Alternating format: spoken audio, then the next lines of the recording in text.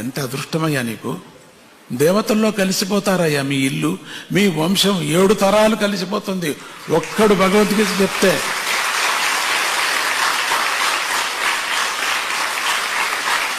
ఒక ఇంట్లో ఒక పిల్ల కానీ ఒక పెద్ద కానీ ఒక భగవద్గీత నేర్చుకున్నారంటే 7 తరాలు వైకుంఠానికి వెళ్ళిపోతారయ్యా. అట్లా ఉండే దీని ఫలితము. అంత ఈజీ ఈ పుస్తకంలో ఉండేటువంటిది, ఈ భగవద్గీతకు ఉండే మహిమ అపారమయ్యా. నేను చెప్పలేనయ్యా దీని సంగతి.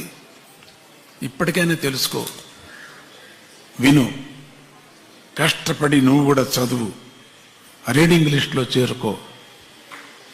తప్పో రైటో చదువు, వచ్చేస్తుంది, వస్తుందయ్యా. పరమాత్ముడు చెప్పిన వాక్యమయ్యా.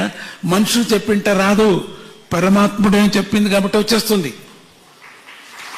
చాలా మందికి వచ్చింది అట్లా.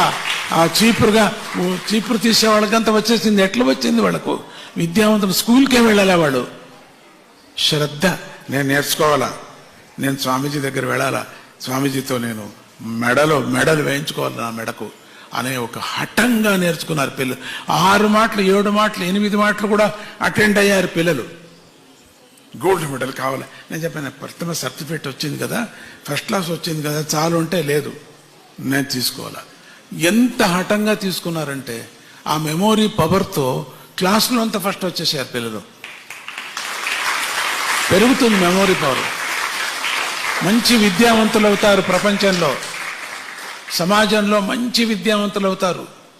ఇక్కడ కూర్చున్నటువంటి పిల్లలు ఎవరెవరు ఐఏఎస్ అవుతారో, ఎవరెవరు ఐపీ అవుతారో, ఎవరెవరు పెద్ద పెద్ద కలెక్టర్స్ అవుతారో, ఇక్కడ పెద్ద పెద్ద టీచర్స్ అవుతారో, ఎవరెవరు ఇక్కడ కూర్చున్న ప్రొఫెసర్స్ అవుతారో, పెద్ద పెద్ద వ్యాపారస్తులు అవుతారో, పెద్ద పెద్ద రైటర్స్ అవుతారో తెలియదు, పెద్ద పెద్ద పుస్తకాలు రాసేవాళ్ళు అవుతారు ఇక్కడ కూర్చున్నటువంటి మహాత్ములు.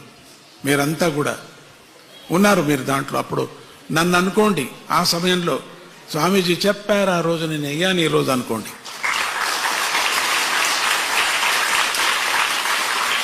ఎంతమంది డెంటిస్ట్స్ అవుతారో, ఎంతమంది వెటర్నరీ డాక్టర్స్ అవుతారో, ఇక్కడ కూర్చుని ఎంతమంది ఎంబీబీఎస్ డాక్టర్స్ అవుతారో, ఎంతమంది పిహెచ్డి అవుతారో, ఇక్కడ కూర్చున్నటువంటి విద్యావంతులు మీరంతా కూడా.